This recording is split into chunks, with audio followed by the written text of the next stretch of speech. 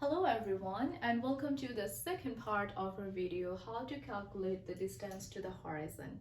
In our first video, I gave it a geometrical treatment and I found the visual distance from the height of a person to where it meets the curvature of our planet Earth. However, there is another way of approaching this problem. If you are looking into this situation, you may ask me, okay Trina, you actually found the visual distance from B up to D, which is just a straight line. But how about the terrestrial distance you have to cover to go to the horizon?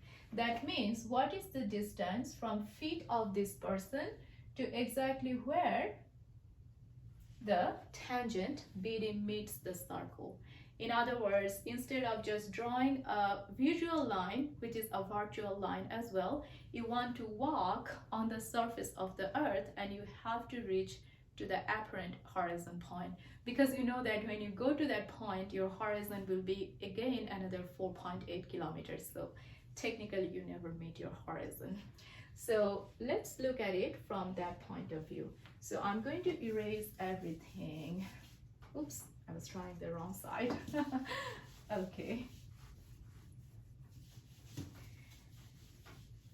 And this time the treatment would be more trigonometrical, because you cannot really solve this problem without considering the angles that's actually related to it. So this time we are more talking about the terrestrial distance AD,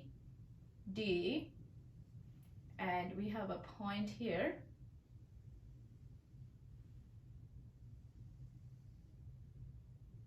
Oh. To find the arc length AD, you also have to have some idea of the angle theta. Now this time it goes into the realm of trigonometry, because this we cannot solve with only geometry. And also understand that the theta I'm going to talk about here, it will be in terms of the unit radians instead of the unit degree angle. So I hope that you do know the difference between radians and degree angle. If you do not, I just want to give you a very nice idea of radians. So the way the angle radians are defined in a way that the arc length of the circle would be exactly same as the radius of the circle if the theta is just 1 radian. In other words, the definition of the radian is S, which is the arc length of this circle, equals to R times theta, and theta would be S over R.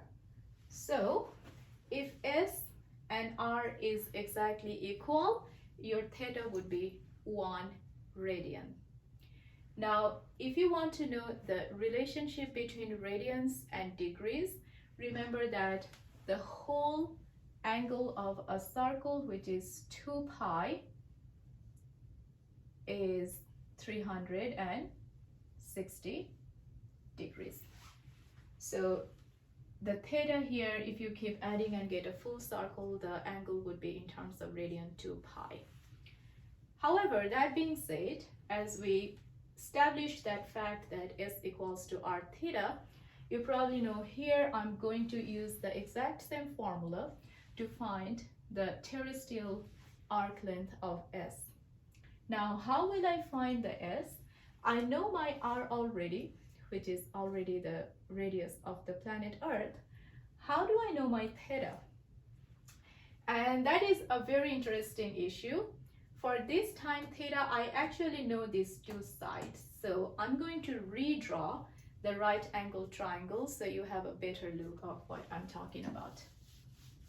So let me draw the right angle triangle here, and I'm going to rotate it so it makes more sense to us. Okay, so this is D, this is O, and this is B, and I know the distance OD to be R, and BD I actually just calculated, which is 2RH,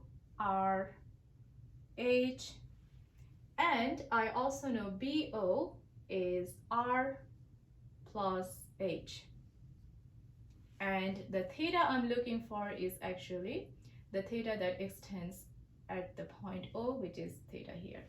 Now, we are the luckiest person to find the theta because we know all sides of this right angle triangle. And if you have seen my very first video where I used the techniques to find the trigonometric functions, you will see that we can use any of those functions to find the theta. So let's see. My favorite way of finding this theta is using the cos theta. If you remember, cos theta is the definition of adjacent over hypotenuse. And adjacent means the line that's adjacent to the angle. So for our case, it's OD, and the hypotenuse would be OB, which is R over R plus H. So if you stick to this definition, your theta would be arc cos, which is cos inverse R over R plus H. And make sure when you are doing these calculations, your theta will come in terms of radian angles. And for R and R plus H, make sure you're using the same unit. So for height of 6 feet and R of 6,400 kilometers, if I put everything into same unit, you would be able to find the theta. And then all you have to do, you have to utilize this formula for S, and whatever theta you find, you have to multiply it. So for theta, I will say cos inverse R over R plus H. That is the definition of the arc length S here, and that is also the terrestrial distance from the point where you're standing up to your horizon. And I did the math, and I actually came about to be pretty much same distance. So this is also 4.8 kilometers. So no matter which way you use to find the distance to the horizon, either the geometric visual distance or the trigonometric terrestrial distance, they both derive the same distance of 4.8 kilometers. I hope that this video helped you utilizing high school trigonometry and geometry in a very interesting way, and I hope that you will be more interested in learning about fundamental astronomical problems.